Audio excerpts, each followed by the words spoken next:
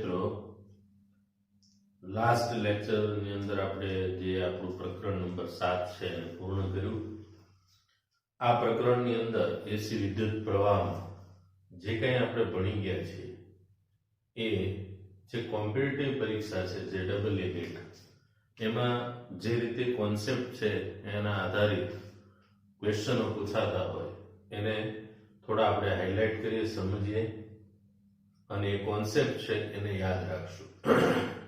તો આજનો જે આ લેક્ચર્સ છે એ આ પ્રકરણ જે પૂર્ણ થયું એમાં જે પોઈન્ટ્સ છે જે JEE ની અંદર આપણને ઉપયોગી થાય એવા પોઈન્ટ્સ છે એને આપણે નોટ કરશું અને સાથે સાથે એને સમજશું પણ. ઓકે, તો વિદ્યાર્થી મિત્રો, એસી વિદ્યુત પ્રવાહ પ્રકરણની અંદર આપણે શરૂઆતની અંદર જોયું કે એસી ઓલ્ટરનેટિવ કરંટ જે આપણે નામ આપ્યું છે એ શેના કારણે આપેલું છે?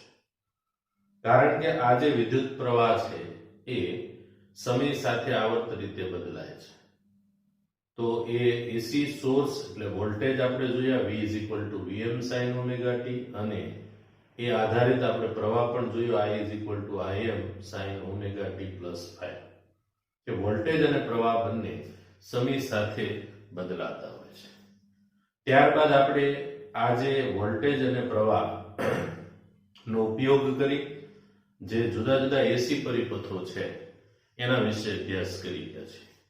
એ એસી પરિપથ છે એની અંદર જે અમુક કોન્સેપ્ટ છે જે આપણે JEE નીટ જેવી કોમ્પિટિટિવ પરીક્ષાઓ છે એની અંદર આપણને ઉપયોગમાં આવ્યા છે એને સમજીએ અને આગળ વધીએ. ઓકે, તો સૌથી પહેલા તો એસી વોલ્ટેજ જે છે જે આપણા ઘરે અત્યારે આપણે જે ઉપયોગ કરીએ છીએ એ એસી વોલ્ટેજ 230 વોલ્ટ છે. જે વોલ્ટેજ છે એની RMS વેલ્યુ છે. આ RMS વેલ્યુ એટલા માટે સમય સાથે આવર્ત રીતે બદલાતો વોલ્ટેજ આપણે માપી શકતા નથી, એટલે આપણે એની RMS વેલ્યુ માપતા હોય છે. RMS વેલ્યુ એટલે રૂટ મીન સ્ક્વેર. કોઈ પણ ભૌતિક રાશિ છે એની RMS વેલ્યુ શોધવી હોય તો સૌથી પહેલા તો આપણે જે ભૌતિક રાશિ છે એમાં આ પ્રમાણે ચાલવું પડે. રૂટ મીન સ્ક્વેર, તો સૌથી પહેલા તમે એ ભૌતિક રાશિનો વર્ગ કરો, પછી એની સરેરાશ લો અને પછી એનો વર્ગમૂળ લો. તો અહીંયા આપણે જે વોલ્ટેજ અને પ્રવાહની વાત કરીએ છીએ એની RMS વેલ્યુ, તો એસી વોલ્ટેજ અને પ્રવાહ છે એની RMS વેલ્યુ એટલે Vrms Vm/√2 થાય અને Irms Im/√2 થશે. બરાબર? હવે માત્ર અવરોધ ધરાવતો પરિપથ હોય, હું એસી પરિપથની જ વાત કરું છું એટલે દરેક જગ્યાએ એસી પરિપથ એવો શબ્દ મેં વાપર્યો નથી, પરિપથ જ વાપર્યો છે. તો એમાં વોલ્ટેજ અને પ્રવાહ વચ્ચેના સંબંધો જે છે એ કળા તફાવત અથવા પાવર અથવા વ્યય પામતો પાવર, તો આ બધું શું કેવી રીતે હોય છે? તો V અને I વચ્ચેનો કળા તફાવત જો માત્ર અવરોધ ધરાવતો પરિપથ હોય તો એમાં શૂન્ય હોય છે.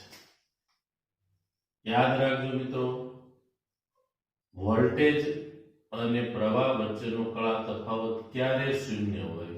તો જ્યારે માત્ર અવરોધ ધરાવતો એસી પરિપથ હોય. એટલે એ એસી પરિપથની અંદર એક અવરોધ હોય અને એની સાથે આપણે એસી સોર્સ જોડી દીધો હોય, અને એ એસી સોર્સ એટલે આપણે V Vm sin omega t છે. તો આવો માત્ર અવરોધ ધરાવતો પરિપથ હોય એમાં કળા તફાવત છે શૂન્ય હોય અથવા તો બંને સમાન કળા હોય છે.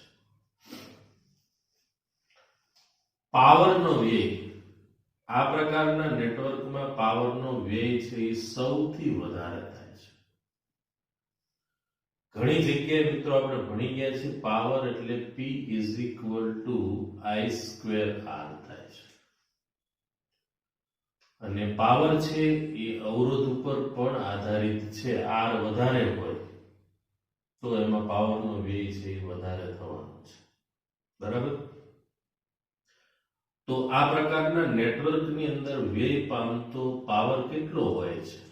તો તો મેં અહીંયા આ ફોર્મ્યુલા લખ્યું છે કે માત્ર અવરોધ ધરાવતો પરિપથ હોય તો એમાં પાવરનો વ્યય આટલો થતો હોય છે. હવે ત્યારબાદ બીજો એક પરિપથ આપણે જોઈએ, માત્ર ઇન્ડક્ટર ધરાવતો પરિપથ, એટલે કે એમાં એસી પરિપથની અંદર એક ઇન્ડક્ટર હોય, એની સાથે એસી સોર્સ છે એ આપણે જોડી દેતા હોય, જે Vm sin ઓમેગા t છે. હવે આ એસી પરિપથમાંથી વહેતો પ્રવાહ જે ઇન્ડક્ટરમાંથી પાસ થાય છે, તો આ પ્રકારના માત્ર L ધરાવતા પરિપથની અંદર V અને I વચ્ચેનો કળા તફાવત છે એ π/2 જેટલો હોય છે. આ આંકડો પણ યાદ રાખજો. V અને I છે એમાંથી કોણ આગળ અને કોણ પાછળ, તો વોલ્ટેજ એ પ્રવાહ કરતા આગળ હોય છે, એટલે V આગળ છે અને I છે એ પાછળ છે. એટલે બે રીતે સ્ટેટમેન્ટ લખી શકો, વોલ્ટેજ એ I કરતા π/2 આગળ હોય છે, અથવા I છે એ V કરતા π/2 પાછળ હોય છે. પાવરનો વ્યય ખાસ યાદ રાખજો મિત્રો, આ નેટવર્કની અંદર પાવરનો વ્યય શૂન્ય થાય છે. બીજું, દરેક પરિપથ હોય એની અંદર અવરોધ હોવાનો, તો આમાં ઇન્ડક્ટર છે, આ કોમ્પોનન્ટ છે એનો અવરોધ, એટલે એને આપણે કહીશું ઇન્ડક્ટિવ રિએક્ટન્સ. તો ઇન્ડક્ટિવ રિએક્ટન્સ છે એ કેટલો હોય છે, તો XL = ઓમેગા L. ઘણા બધા એમસીક્યુ એ ટાઈપના પણ પૂછાઈ ગયેલા છે કે આ ઇન્ડક્ટિવ રિએક્ટન્સ છે એમાં ફેરફાર શેના કારણે થતો હોય, તો ઓમેગામાં ફેરફાર કરીએ તો ઇન્ડક્ટિવ રિએક્ટન્સ છે એ XL છે એ બદલાતો હોય છે. તો ઓમેગા વધે, પહેલી વસ્તુ તો આ બે વચ્ચેનો સંબંધ છે એ સમપ્રમાણનો થયો. સમપ્રમાણનો સંબંધ હોય ત્યારે એક ભૌતિક રાશિ વધતી હોય તો બીજી ભૌતિક રાશિ પણ વધે, એટલે ઓમેગા વધે તો XL વધે છે અને ઓમેગા ઘટે તો XL છે એ ઘટે છે. ત્યારબાદનો પરિપથ જોઈએ, માત્ર કેપેસિટર ધરાવતો પરિપથ હોય તો વિદ્યાર્થી મિત્રો એક કેપેસિટર હશે અને એની સાથે એક એસી પ્રાપ્તિ સ્થાન અથવા AC source V = Vm sin omega t.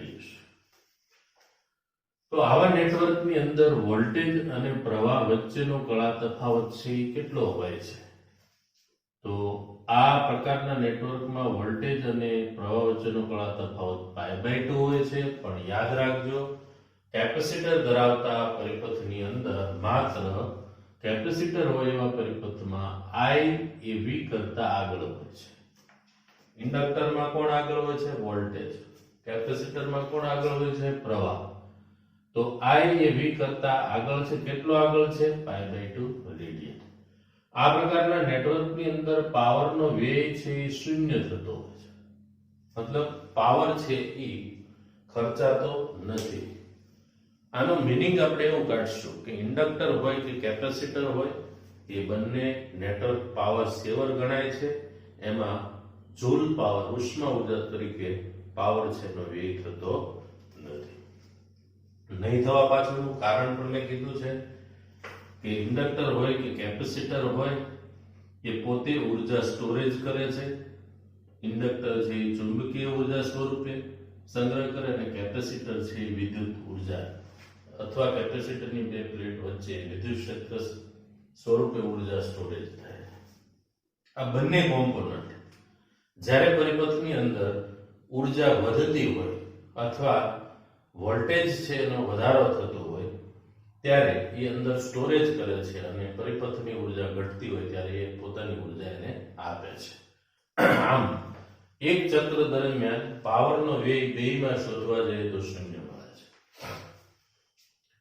જે રીતે ઇન્ડક્ટિવ રિએક્ટન્સ છે એ ઓમેગા ઉપર આધાર રાખે છે, એ જ પ્રમાણે જોવા જઈએ તો કેપેસિટિવ રિએક્ટન્સ જે છે, કેપેસિટરનો અવરોધ કહેવાય, એ શેના ઉપર આધાર રાખે છે, તો સૂત્ર છે Xc = 1/ωc.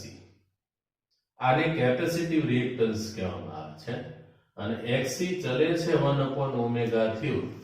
આનો અર્થ અહીંયા જે સંબંધ છે એ વ્યસ્ત પ્રમાણનો સંબંધ છે વ્યસ્ત પ્રમાણનો સંબંધ હોય ત્યારે કોઈ ભૌતિક રાશિ વધતી હોય તો બીજી ભૌતિક રાશિ ઘટે છે. તો ઓમેગા વધે તો xc નું મૂલ્ય ઘટે છે અને ઓમેગા ઘટે તો xc નું મૂલ્ય શું થાય છે? વધે છે. એટલે કેપેસિટિવ રિએક્ટન્સમાં ફેરફાર કરવો હોય તો એ ઓમેગા પર આધારિત છે, પણ ઓમેગાના મૂલ્યમાં આપણે જે પ્રમાણે ફેરફાર કરશું એનાથી વિરુદ્ધ ફેરફાર છે એ કેપેસિટિવ રિએક્ટન્સમાં થવાનો છે. ત્યારબાદનું આપણે નેટવર્ક જોઈએ LCR AC શ્રેણી પરિપથ. આ પ્રકારના જે LCR AC શ્રેણી પરિપથ છે એ પરિપથની અંદર આપણે વોલ્ટેજ જે એપ્લાય કર્યા હતા, જેમાં એક ઇન્ડક્ટર હોય છે, એક કેપેસિટર હોય છે અને એક અવરોધ હોય છે. એટલે L, C અને R ત્રણેય શ્રેણીમાં જોડેલા હોય. એની સાથે આપણે એક AC source V Vm sin omega t જે સમય સાથે આવર્ત રીતે બદલાતો વોલ્ટેજ છે. એવી જ રીતે એમાં જેવો વોલ્ટેજ હોય એવો જ પ્રવાહ હોય તો પ્રવાહ પણ સમય સાથે આવર્ત રીતે બદલાતો હશે. તો આ પ્રકારના નેટવર્કની અંદર voltage Vm sin omega t, પ્રવાહ I બરાબર Im sin omega t, એકચ્યુઅલમાં એ પ્લસ ઓર માઇનસ પાઈ આવે. કારણ કે ઘણી વખત XC મોટા હોય ને XL નાના હોય, અથવા XL મોટા હોય ને XC નાના હોય, તો એ કેસને ધ્યાનમાં રાખીએ તો અહીંયા પ્લસ ઓર માઇનસ આપણે લખવું પડે. જ્યાં Im મહત્તમ વોલ્ટેજ પ્રવાહ Vm upon Z થશે. Z એટલે ઇમ્પિડન્સ કહેવાય. ઇમ્પિડન્સ છે એ LCR AC શ્રેણી પરિપથ હોય એનો આટલો હશે. આ આપણે જે કેસ લખ્યો છે એ XC છે એ XL કરતા મોટા હોય એની માટેનો છે. tan phi લખ્યું છે તો મિત્રો આ કળા તફાવત શોધવા માટેનું સૂત્ર છે. તો આ પ્રકારના નેટવર્કની અંદર પાવરનો વ્યય છે એ P બરાબર Vrms Irms cos phi સૂત્રની મદદથી આપણે મેળવીએ છીએ. આ સમીકરણની અંદર cos phi જે પદ છે, ઘણી વખત તમને પૂછેલું હોય છે પાવર ફેક્ટર. તો cos phi છે આ પદને પાવર ફેક્ટર તરીકે ઓળખવામાં આવે છે અને ફેઝર ડાયાગ્રામની મદદથી આપણે cos phi છે એ R/Z સૂત્રનો ઉપયોગ કરી અને મેળવી શકીએ છીએ.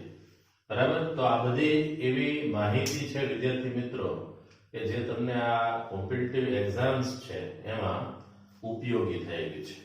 તો એને નોટ કરી લેશો.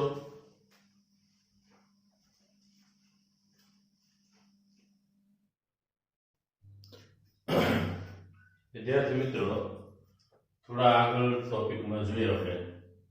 તો હવે પછીના જે પરિપથ છે એ પરિપથની અંદર સૌથી અગત્યની ઘટના એટલે અનુનાદ આપણે ભણી ગયા છીએ. એ પહેલા આપણે શુદ્ધ કેપેસિટિવ કે ઇન્ડક્ટિવ પરિપથ હોય એમાં પાવર ફેક્ટર જે છે, હવે cos phi છે એને પાવર ફેક્ટર તરીકે ઓળખવામાં આવે છે. તો આ cos phi છે એનું મૂલ્ય શુદ્ધ કેપેસિટિવ કે ઇન્ડક્ટિવ પરિપથ હોય એમાં પાવર ફેક્ટર હોય એનું મૂલ્ય 0 હોય છે. અને આ પ્રકારના જે નેટવર્ક્સ છે એમાં પાવરનો વ્યય છે એ 0 થતો હોય છે. એટલે આ પ્રકારના પરિપથની અંદર જે પ્રવાહ વહેતો હોય એને વોટલેસ પ્રવાહ કહેવામાં આવે છે.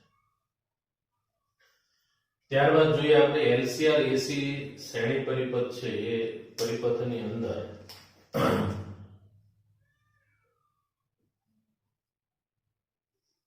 અનુનાદની ઘટના. મિત્રો અનુનાદ એટલે જ્યારે LCR AC શ્રેણી પરિપથની અંદર વહેતો વિદ્યુત પ્રવાહ છે એનું મૂલ્ય મહત્તમ થાય. તો વિદ્યુત પ્રવાહ છે, પ્રવાહ I બરાબર V upon આપણે અવરોધ કરીએ છીએ એમ આ પ્રકારનું જે નેટવર્ક હોય એ નેટવર્કની અંદર પરિપથમાં જે પ્રવાહ છે એ મહત્તમ થવો હોય તો મહત્તમ થવા માટે એનો જે છેદમાં અવરોધ છે જેને આપણે ઇમ્પિડન્સ કહીએ છીએ એ ઇમ્પિડન્સનું મૂલ્ય ઘટાડીએ તો પ્રવાહનું મૂલ્ય વધતું હોય છે. એટલે Im is equal to Vm upon Z હોય છે. Z એટલે ઇમ્પિડન્સ થયું. Z ઘટે તો આ પ્રવાહ છે એ વધે છે. Im ઈ જે પ્રવાહ છે એનો કંપ વિસ્તાર છે. તો પ્રવાહનું મૂલ્ય મહત્તમ થવા માટે જે z છે એ ઘટવો જોઈએ. તો જ્યારે અનુનાદની ઘટના સર્જાય ત્યારે LCR AC શ્રેણી પરિપથની અંદર જે ઇન્ડક્ટિવ અને કેપેસિટિવ રિએક્ટન્સ છે એ બંનેના મૂલ્ય સમાન થાય છે. ખાસ યાદ રાખજો, અનુનાદ વખતે XL અને XC છે એ બે સરખા થાય. સરખા થાય એટલે જ એકબીજાની અસર એ કરતા હોય, નાબૂદ કરે છે. તો અનુનાદ વખતે XL XC સમાન થાય, સમાન થશે એટલે IRMS પ્રવાહ અથવા તો પ્રવાહનો કંપ વિસ્તાર છે મહત્તમ થાય, કારણ કે Z છે એ ઘટે છે. ઘટે છે એટલે આ લઘુત્તમ થઈ જાય છે. તો Z લઘુત્તમ થાય તો I મહત્તમ થશે. જે કોણીય આવૃત્તિએ આપણને અનુનાદ મળે છે અથવા અનુનાદની ઘટના જોવા મળે છે અને અનુનાદીય કોણીય આવૃત્તિ કહેવામાં આવે છે. જે તમે મેળવી શકો XL XC કરો તો XL એટલે ઓમેગા L છે અને આને લખાશે 1/ω0c. તો ઓમેગા 0 ને આ બાજુ લાવીએ એટલે એનો વર્ગ થઈ જાય, 1/LC થશે અને ઓમેગા 0 1/√LC થાય છે. તો આની કહેવામાં આવે છે અનુનાદીય કોણીય આવૃત્તિ. અને એના ઉપરથી તમને આવૃત્તિ પૂછે તો ઓમેગા આપણે ભણી ગયા છીએ 2πf થાય. તો 2πf0 લખી દઈએ તો f0 ને કરતા બનાવીએ એટલે આપણને ફોર્મ્યુલા મળી જાય છે. ઘણી વખત મિત્રો આ સૂત્રને ધ્યાનમાં રાખી અને તમને L ની વેલ્યુ અડધી કરવામાં આવે તો અનુનાદીય કોણીય આવૃત્તિ કેટલી થાય, કેપેસિટરનું કેપેસિટન્સ 4 ગણું અડધું કરવામાં આવે તો અનુનાદીય કોણીય આવૃત્તિ કેટલી થાય, આવા MCQ છે એ પૂછાતા હોય છે. અનુનાદ વખતે ઇન્ડક્ટિવ રિએક્ટન્સ જે છે બરાબર, જેને આપણે XL કહીએ છીએ, અને કેપેસિટિવ રિએક્ટન્સ જેને આપણે XC કહીએ છીએ, એ બંને એકબીજાની અસર નાબૂદ કરે છે. હવે એકબીજાની અસર નાબૂદ કરવી એટલે એનો અર્થ એવો થાય કે ઇમ્પિડન્સનું જે પદ હોય એ ઇમ્પિડન્સ છે એ LCR AC શ્રેણી પરિપથનો ઇમ્પિડન્સ આપણે ભણી ગયા છીએ Z વર્ગમૂળની અંદર R² વત્તા XC XL નો વર્ગ. હવે આ બંને પદ સરખા થાય એટલે બેની બાદબાકી કરી એટલે જવાબ 0 થઈ ગયો. પછી R² જ વધશે, R² નો વર્ગમૂળ કાઢીએ એટલે R વધે. તો આનો અર્થ એવો તો ઇમ્પિડન્સ છે એ કેવો બની ગયો, ન્યૂનતમ અથવા લઘુત્તમ. તો Z લઘુત્તમ બને તો I શું બને છે, મહત્તમ બને છે. બરાબર, એટલે Z લઘુત્તમ થાય તો I છે એ મહત્તમ થાય છે. તો IRMS પ્રવાહ અથવા પ્રવાહનો કંપ વિસ્તાર મહત્તમ બનવાની જે ઘટના છે એને જ આપણે કહીએ છીએ અનુનાદ. અને અનુનાદ થવા માટેની શરત આ છે કે ઓમેગા 0 ની વેલ્યુ છે એ 1/√LC જેટલી થવી જોઈએ. ઘણી વખત આ તો મિત્રો શ્રેણી પરિપથની વાત છે, સમાંતર જોડાણ હોય, ઇન્ડક્ટર કેપેસિટર ને અવરોધ ત્રણે સમાંતરમાં જોડેલા હોય તો એવી સ્થિતિની અંદર એક ઇન્ડક્ટર હશે, એક કેપેસિટર હશે અને એક અવરોધ હશે. એટલે કે L, C અને R ત્રણેયને આ પ્રમાણે સમાંતર જોડાણ કહેવાય. જોડેલા હોય તો એમાં પણ અનુનાદ મળે. IRMS પ્રવાહ છે એ લઘુત્તમ બનશે અને ઇમ્પિડન્સ છે એ મહત્તમ બનશે. તો જ્યારે અનુનાદી કોણીય આવૃત્તિ એટલી થશે ત્યારે આ ઘટના જોવા મળે. તો એમાં સમાંતર જોડાણની અંદર આનાથી થોડીક અલગ પરિસ્થિતિ છે. એટલે યાદ રાખજો કે એમાં IRMS પ્રવાહ અથવા પ્રવાહનો કંપ વિસ્તાર છે એ લઘુત્તમ થાય છે અને ઇમ્પિડન્સ છે એ મહત્તમ થાય. તો આનાથી ઊંધું થયું, Z મહત્તમ થશે.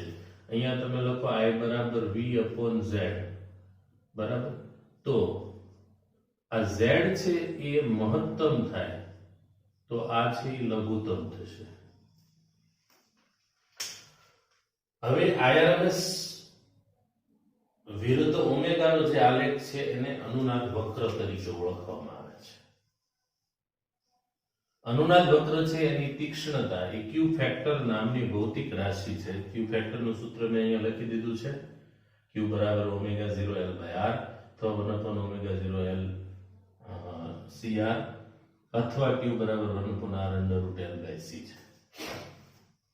ક્યુ ફેક્ટર વિદ્યાર્થી મિત્રો ક્યુ ફેક્ટર્સ છે એ R, L અને C આ ત્રણ ઘટકો છે એના મૂલ્યો ઉપર આધારિત છે. ક્યુ ફેક્ટરનું મૂલ્ય જેમ સારું હોય એમ ટ્યુનિંગ સારું હોય એટલે આપણે ઈઝીલી કોઈ સ્ટેશન છે એને આપણા રેડિયોની અંદર સારી રીતે અથવા ટીવીની અંદર ટ્યુન કરી શકીએ છીએ. તો ક્યુ ફેક્ટરનું મૂલ્ય સારું હોવા માટે RLC ઘટકો પણ સારા હોવા જોઈએ, સારી ક્વોલિટીના હોવા જોઈએ. બીજી એક અગત્યની બાબત એ છે તમને ઘણી વખત એવું પૂછાય ક્યુ ફેક્ટર વધુ તેમ પરિપથની સિલેક્ટિવિટી ટ્યુનિંગ સારું છે. RL કે RC પરિપથ છે એમાં અનુનાદની ઘટના જોવા મળતી નથી. એટલા માટે કે RL પરિપથમાં અવરોધ અને ઇન્ડક્ટર હોય છે અને RC પરિપથમાં અવરોધ અને કેપેસિટર હોય છે. હવે ઇન્ડક્ટિવ રિએક્ટન્સ છે અને કેપેસિટિવ રિએક્ટન્સ છે એ એકબીજાની અસર નાબૂદ કરે તો અનુનાદ થાય. એટલે આમાં કેપેસિટિવ રિએક્ટન્સ નથી, આમાં ઇન્ડક્ટિવ રિએક્ટન્સ નથી. એટલે માત્ર ઇન્ડક્ટિવ રિએક્ટન્સ ને માત્ર કેપેસિટિવ રિએક્ટન્સ હોય છે તો એકબીજાની અસર એ નાબૂદ કરતા નથી. એટલે આ પ્રકારના પરિપથની અંદર તમને ક્યારે પણ અનુનાદની ઘટના છે એ જોવા મળશે નહીં. યાદ રાખજો MCQ ની અંદર આ પૂછાઈ શકે એવો ક્વેશ્ચન છે. શા માટે ન જોવા મળે તો કે આ પ્રકારના પરિપથમાં ઇન્ડક્ટિવ રિએક્ટન્સ અને કેપેસિટિવ રિએક્ટન્સ છે એકબીજાની અસર નાબૂદ કરતા નથી. બરાબર? તો આ પણ મોસ્ટ ઇમ્પોર્ટન્ટ બધા પોઈન્ટ્સ છે. આને પણ નોટ કરી લેજો મિત્રો.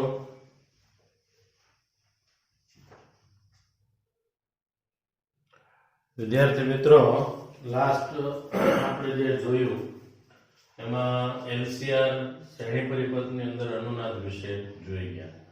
હવે LC પરિપથ છે એ LC ટેંક પરિપથ કયો એ પરિપથની અંદર ઇન્ડક્ટર અને કેપેસિટર કે જેમાં LC દોલનો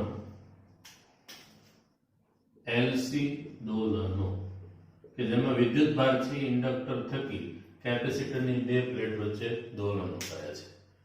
તો LC દોલક પરિપથ છે એ પરિપથની અંદર ઇન્ડક્ટરમાં સંગ્રહિત ચુંબકીય ઉર્જા નું સૂત્ર આ છે U બરાબર 1/2 Li² અને કેપેસિટરમાં સંગ્રહિત જે ઉર્જા છે જે વિદ્યુત ક્ષેત્ર સ્વરૂપે સંગ્રહ થાય છે, જે વિદ્યુત ક્ષેત્ર સ્વરૂપે વિદ્યુત ઉર્જા સંગ્રહ થાય છે એ UE બરાબર Q²/2C જેટલી હોય છે. આ LC પરિપથની અંદર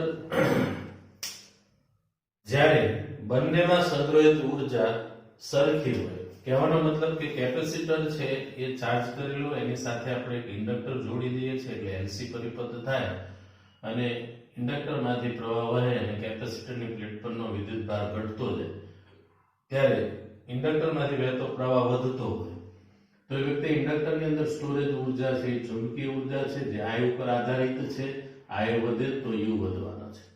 કેપેસિટરમાં સ્ટોરેજ ઉર્જા વિદ્યુત ભાર પર આધારિત છે. કેપેસિટરની પ્લેટ પરનો વિદ્યુત ભાર વધે તો અંદર સ્ટોરેજ થયેલી ઉર્જા છે એ વધવાની છે.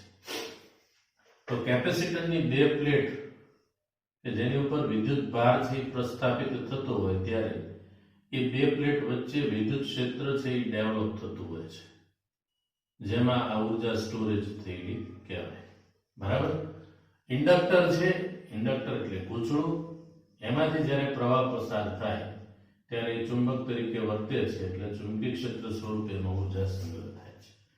જ્યારે બંનેની ઉર્જા સમાન હોય, કહેવાનો મતલબ કે કેપેસિટરની 50% ઉર્જા છે ઇન્ડક્ટરની અંદર સ્ટોરેજ થઈ ગઈ હોય તો એ વખતે ઘણીવાર પૂછાતું હોય છે કે કેપેસિટરની પ્લેટ પરનો વિદ્યુત ભાર કેટલો હશે. બરાબર? તો આપણે મેળવી શકીએ મિત્રો કેપેસિટરની ઉર્જા અડધી કરવી છે. કેપેસિટરની ઉર્જા અડધી કરવી હોય તમારે તો સૂત્ર છે U બરાબર Q²/2C.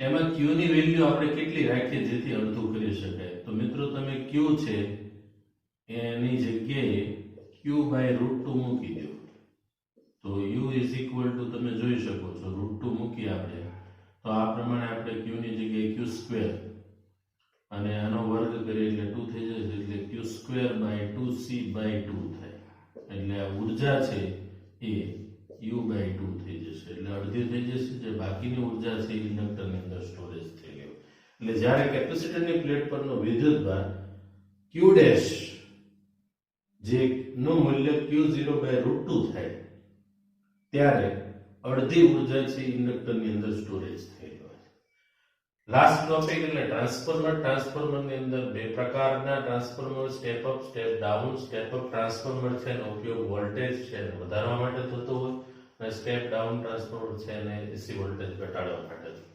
ઘણા બધા એવા ઉપકરણો છે જે ઓછા વોલ્ટેજથી ઓપરેટ થતા હોય અને ઘણા એવા ઉપકરણો છે જે વધારે વોલ્ટેજથી ઓપરેટ થતા હોય તો આ એસી વોલ્ટેજ છે એને વધારવા કે ઘટાડવાનું કામ ટ્રાન્સફોર્મરનું છે એટલે બે પ્રકારના ટ્રાન્સફોર્મર હોય છે સ્ટેપ અપ જે વોલ્ટેજ વધારે છે અને સ્ટેપ ડાઉન કે જે વોલ્ટેજ ઘટાડવાનું કામ કરે આદર્શ ટ્રાન્સફોર્મર એટલે એવું ટ્રાન્સફોર્મર કે જેના ઇનપુટ અને આઉટપુટ પાવર સરખા હોય આમાં ઘણી વખત એવું પણ પૂછાય છે એડી પ્રવાહની અસર છે એ એડી પ્રવાહની અસર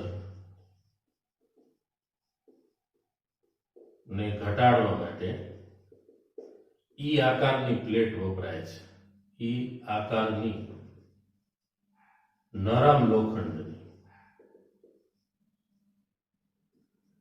પ્લેટનો ઉપયોગ થાય છે ખાંચા પાડી દેવા આવે જેથી એડી પ્રવાહ છે એની અસર ઘટી જતી હોય છે કારણ કે નરમ લોખંડ છે એની પરમિએબિલિટી વધારે છે અને એની ઉપર વાઇન્ડિંગ કરીએ છીએ તો વાઇન્ડિંગમાંથી પસાર થતો પ્રવાહ છે એસી છે જે સમય સાથે આવર્ત રીતે બદલાવાનો છે અને સમય સાથે આવર્ત રીતે બદલાતો આવો એસી પ્રવાહ હોય જે પ્રવાહમાં ફેરફાર થાય એટલે ફ્લક્સ બદલાય ફ્લક્સમાં ફેરફાર થાય છે એટલે ચુંબકીય ક્ષેત્ર flux phi is equal to AB cos theta આપણે ભણી ગયા છે ફ્લક્સ બદલાવાના કારણે ફેરાડેના નિયમ પ્રમાણે EMF ઉદ્ભવે છે જેને આપણે એડી પ્રવાહ નામ આપ્યું છે તો એડી પ્રવાહ છે એ અમુક જગ્યાએ ફાયદાકારક છે અહીંયા નુકસાનકારક છે એટલે એડી પ્રવાહનું પ્રમાણ ઘટાડવા માટે ઈ આકારની પ્લેટનો ઉપયોગ થાય છે આદર્શ ટ્રાન્સફોર્મરમાં ઇનપુટ પાવર અને આઉટપુટ પાવર સમાન હોય છે ટ્રાન્સફોર્મરના વાઇન્ડિંગમાં પાવરના વ્યય ઘટાડવા માટે ઘણી વખત વધારે પ્રવાહ અને ઓછા વોલ્ટેજ સાથે કામ લેવાનું હોય ત્યારે જે વાઇન્ડિંગ કરવાનું આવે છે વાઇન્ડિંગની અંદર જાડો તાર વપરાય છે જાડો તાર હોય છે એટલે એનું આડછેદનું ક્ષેત્રફળ એટલે પાયર સ્ક્વેર તાર નળાકાર હોય r એટલે ત્રિજ્યા ત્રિજ્યા એટલે વ્યાસ ભાગ્યા 2 નો વર્ગ થાય એટલે a બરાબર પાઈ d સ્ક્વેર થયું હવે આપણને એવું થાય કે જાડો તાર થી ફાયદો શું થાય તો અવરોધનું સૂત્ર r બરાબર ρ l બાય a આપણે ભણી ગયા છે આ સૂત્ર અનુસાર r ચલે છે લંબાઈ વધે તો અવરોધ વધે r ચલે છે 1/a હવે a એટલે આડછેદનું ક્ષેત્રફળ છે આડછેદનું ક્ષેત્રફળ વધે તો અવરોધ ઘટે છે એટલે a વધે તો r છે એ ઘટે છે અવરોધ તો મિત્રો આ જે ક્ષેત્રફળ છે એ બરાબર પાઈ d સ્ક્વેર એમાં d ની વેલ્યુ d ઘટે અથવા d વધારી દઈએ d એટલે વ્યાસ તારનો વ્યાસ વધારવામાં આવે તો r છે એનું પ્રમાણ ઘટી જાય છે અને અવરોધ ઘટી જાય તો i2r અનુસાર આપણે જે પાવર i2r એ અનુસાર પાવરનો વ્યય છે એ આપણે ઘટાડી શકીએ છીએ બરાબર તો આ બધી અગત્યની એવી બાબતો છે જે તમને કોમ્પિટિટિવ પરીક્ષા JEE નીટ ની અંદર આ બધા કોન્સેપ્ટ છે એ ગુજકેટ ની અંદર પણ ઉપયોગી થાય એવા છે બરાબર તો આ નોટ કરી લેજો મિત્રો અને નેક્સ્ટ લેક્ચર થી આપણે એક નવું પ્રકરણ જે છે વિદ્યુત ચુંબકીય તરંગો એ શરૂ કરવાના છીએ આજનો જે કઈ ટોપિક છે એ ઓન્લી JEE નીટ રિલેટેડ છે એટલે વ્યવસ્થિત જગ્યાએ આ તમામ મુદ્દાઓ જે ચાલેલા છે એને નોટ કરી લેશો જેથી કરીને આવનારી પરીક્ષાની અંદર આપણે જ્યારે જરૂરિયાત હોય ત્યારે આપણે એને વાંચી શકીએ બરાબર ઓકે થેન્ક યુ